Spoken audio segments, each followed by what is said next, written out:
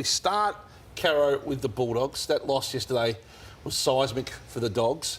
They're a 3-5 team with an uncertain club and an uncertain future on the coach.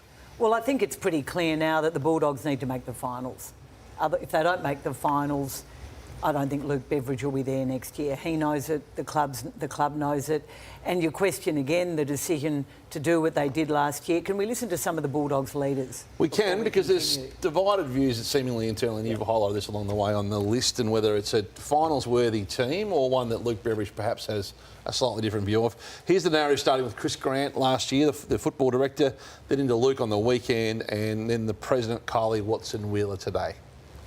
We're frustrated because we think it's a very capable team. I guess if we weren't as frustrated as we are, it might give us some insight into that the team might have some gaps, or we need to continue to have some evolution in the team. We have a strong belief in our group, yes. To evolve into the future and be a team and be a list full of players who can challenge up ahead, we've got to find out. We can't sit on our hands. I know I've been critiqued over that over time, but ultimately I'm a servant of the football club, custodian of its interests, and I want to set us up to succeed.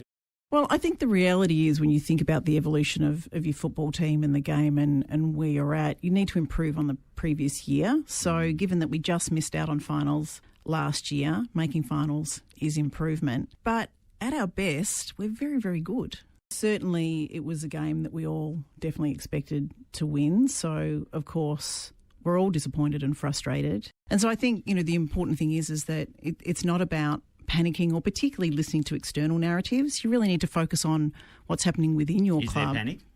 No, there's not panic.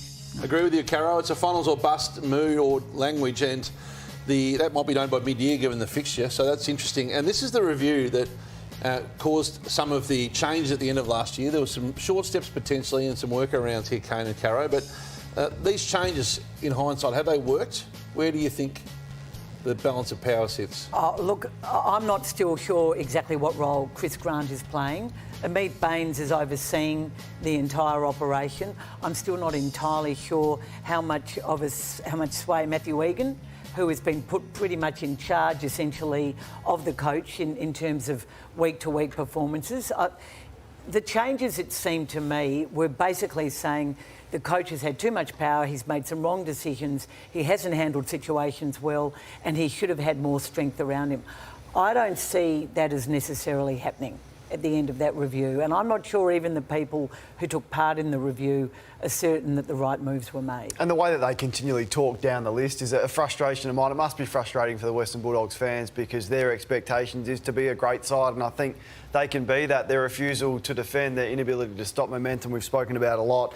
And you're right, the decision has been made, and that decision in terms of what a pass mark looks like for this year is going to come to a head very shortly, Hutchie. It's Richmond this week, so they win that. But then it's GWS, Sydney, Collingwood, Brisbane and Fremantle. This decision will be made for them in the next 5 or 6 weeks, and it's heading only one way, and they'll know when that time is. And feels Luke will know that way. very Giants, Leon Cameron, mid-year. It's a great job to get as well. Yeah. It was a great job for Adam You Kingston say to that, get. but you overrate their list. No, I don't overrate their list. You underrate their list. No, you fundamentally overrate Are you list. suggesting that Luke Beveridge maybe doesn't see out the year? Because I think as a premiership coach, grand final coach, they have too much respect for him to let him go in the season. I agree with that. And Craig, I think you're saying that he deserves to stay because you don't think it's a great list. No, they're not. They're different issues. Are they better than Hawthorn, Hutchie? Is their list better than Hawthorn? I think there's You can't even hesitate with that. There's some fatigue in, Daniel's not going to be there. McRae's not going to be there. But I'm asking you the question, is their list better than Hawthorn, who are average 2 years younger, who came into the game with one win? Who's their best young mid other than Sanders? Well, they don't need young midfielders. Say under 24. What would you say other than Sanders? You've got Bontempelli, you've got 30 Treloar, you've got Libby, you've got the reigning All-Australian ruckman. Libba's 30, and then you've got the kid at 18. Where are the mids in the middle? But it's not about the mids because they traded away their future first-round draft pick because they're in it for the now. They're not in it for the Sam Mitchell future. They're in it for the now. Well, I think and for you to even hesitate to answer the question of who's got a better list, Hawthorn or Western Bulldogs, is ridiculous. Long-term, Hawthorn do. Long-term. Last week you were saying they'd made some really poor picks. Questioning completely backflipped on Hawthorn. You had a whole list of the players that they'd made an error on. No, but this is not an elite team. They've got some tools, young tools, the Dogs. They haven't got a core to build this next Yeah, well, they kicked 11 goals from stoppage, Hutchie. So that says to me they have an elite midfield versus what Hawthorn have. They should have smashed Hawthorn by 10 goals under a roof with Darcy, Ugle-Hagan and Norton, and they didn't again. That is a team that they should be beating. Even the president said they should be beating. And history says that if you're 3-8 or 3-9, and I'm not saying they will be, they might be 4-7, 4-8, that it's hard. Most parties generally come together and work it out. Yeah, so I wanted to ask you that, Lordo, because you said that see out the year. Do you think that would be now that they've put finals as the pass mark for them, if it's mathematically impossible for that to happen, what should they do? Where have we heard them say that finals was a pass? But I think there's just been a lot of mixed messages, which we've talked about through the year of what the they president said this morning that they expect to make finals. Yeah. Well, I think that I know that Luke Beveridge, the way what he's done for the club in terms of a premiership and a grand final, I'd be staggered if they let him go before the end of the season. But I also put it back on the players. I think the problem with Luke, and my criticism on it, is it gets to this point where you're in all sorts of trouble at midway through the year and his best side then gets played. And that's what the problem. Then they come home with a rush when he's got common sense prevails and you play your best players. I think Dale should be in the best team. Caleb Daniels should be in the best team. We've done that 1,000 times over, but then you get to a point of asking all these players, do you want to be here? It'll be interesting to see whether they then say, off the back of Draper's comments, what he said last week, OK, I'm going to leave if Luke is still the coach. I'll stay if he's moved on with a fresh start. There's so much for them to work through from this point on. And we'll come to that, but Luke Beveridge has another problem, and even in his great years when the Bulldogs were flying, it was a problem. And that's his relationship with the media. Now, you might say the media doesn't matter, but I think his obsession and dislike of so many media has blinkered him at times. Let's listen to him after the game. Only you guys can dictate the narrative. We know that unless you're winning games of footy, you're always vulnerable to media scrutiny, and so we just expect it. It's the nature of the industry. As I said before, I've got a thick skin. I can deal with it. You feel like the playing group and everyone's on the same page with, based on today's performance? Yes, mate. Yep. Now, clearly, we decide what we're going to discuss on Footy Classified, but Luke is deluded if he thinks that we dictate the narrative generally. His board and his administration dictate the narrative. His supporters and members of the Western Bulldogs, who are so frustrated with what's going on at the moment, dictate the narrative. We saw him completely lose his wick on the eve of the grand final in 2021 when Tom Morris broke a selection story about a player who was being dropped. The player had already been told. The whole club went nuts about that. It was so disproportionate. And I think that has continued to distract him at times when it shouldn't have. That wasn't in his top 50 worst media moments, so that was... No, that was a reasonable defence of a question. No, but it's deluded to think that his problems are media-based. His problems are performance-based, and they're going to be board-based and administration-based, and members are frustrated too. They're the ones who are angry. What would you describe their brand of football at the moment? Like, could you name it? Not really. It depends what game you rock up to, because the first 5 minutes of that game, they were sharp, they were on, they kicked 3 goals from centre bounce, and you think, this is going to be unbelievable. There's their record against the bottom 4 teams, 7 wins and 4 losses, which on the surface looks okay, but it's not, because you're playing against the bottom 4 teams. Their record in close games is poor. There's so many areas of coaching that comes down. Even Bontempelli being on the bench for critical moments 2 weeks in a row. That's coaching to me.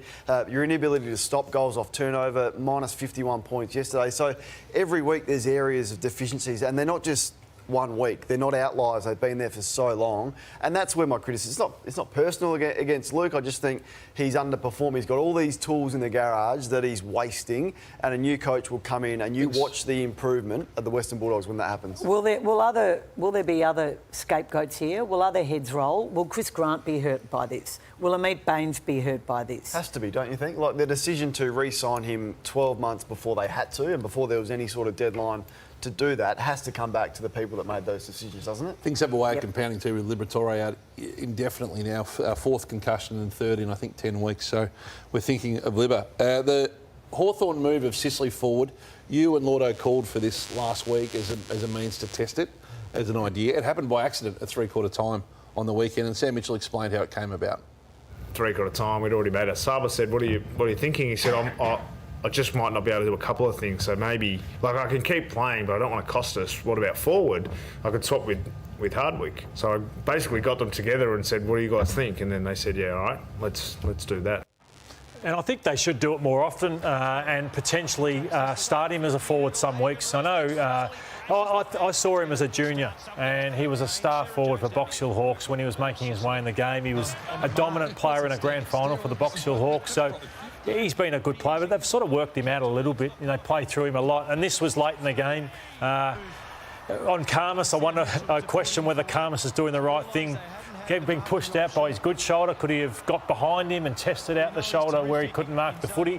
But Sicily's a pure forward. So just explain that to us. He only had the left hand to work with. And Karmas was on the wrong side in my opinion. Karmas is protecting and trying to force him boundary side, but I would have tested the bad shoulder out where he couldn't push off in that situation. It's a good pick-up because you lose all power in that shoulder and he was on the wrong side. I think it's important for us to acknowledge that performance because I was really critical of Sicily last week, said he needs to be better. That was one of the more courageous performances that I've seen, so hats off to him. And the other one I wanted to highlight was Scrimshaw because last week we saw Sam Mitchell lose his mind at this guy at quarter time and the credit to him in the character. I just thought he was enormous with some of these efforts. There was nothing that we saw last week, refusing to go back with the flight of the ball and turning the footy over in crucial moments. And we're seeing this here, his ability to intercept and win one-on-ones.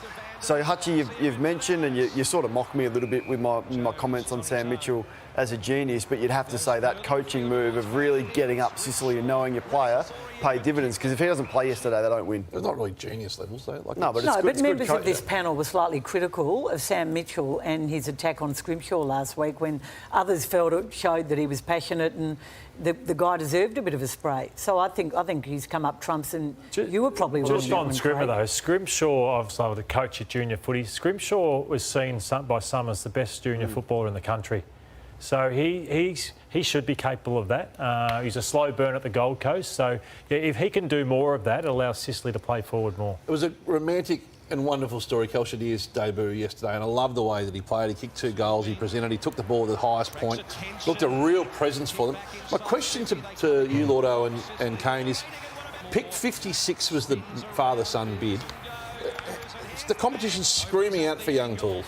How does no one pre-bid him to 56? My view, Hutchie, is, and this is in a full-time recruiters, and I've seen it with others, including Marcus Windhager and Machido Owens, that when they're linked to a club and an academy, they don't put the time and the work into them because they think they're not going to get them, which is amazing, isn't it? When you could bid on them earlier. But I just feel that, I was saying to clubs, you shouldn't be getting Windhager out after 40. They shouldn't get him after 40. Bid on him, but they still didn't. No clubs were calling me. Do you think also the sad story about the loss of his father too might have made clubs back off? Potentially. It happened with Dacos, Carol. Like, no one bid on Dacos until... And in fairness, by the way, to Luke Beveridge, Liam Pickering did say on the weekend that Luke Beveridge, he won 2 BNFs at Footscray. At Sullivan. Sorry, that was Sullivan. But other clubs might have had a serious look. Well, if there's father-sons like the Camporellis at Carlton coming up this week, if they're good enough to go in the top 10, bid on them then and make the club really pay full price for it. Just on Deer, though, I think that Marbiol Chol has been disappointing. And so what he showed on the weekend shows you just got to keep playing him while he's physically capable. Even though they've signed him on that big deal. Yeah, I just think his efforts are too inconsistent, Marbiol Chol,